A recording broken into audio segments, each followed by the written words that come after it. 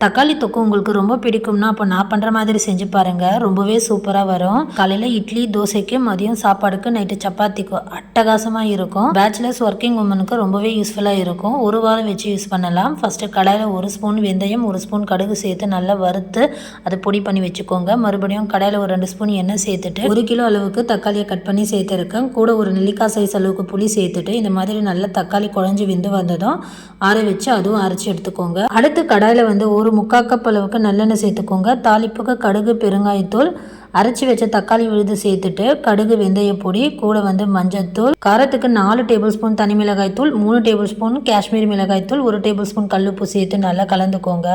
தண்ணி நல்லா வற்றி இந்த அளவுக்கு தொக்கு பதம் வந்ததுக்கப்புறம் பாருங்கள், இந்த அளவுக்கு இருக்கும். மறுபடியும் கொஞ்சம் நல்ல எண்ணெய் விட்டு பிரிஞ்சு வர வரைக்கும் வேக வச்சு எடுத்தால் சூப்பரான தக்காளி தொக்கு ரெடி. கண்டிப்பாக ட்ரை பண்ணி பாருங்கள். வீடியோ பிடிச்சிருந்தால் லைக் பண்ணுங்கள்.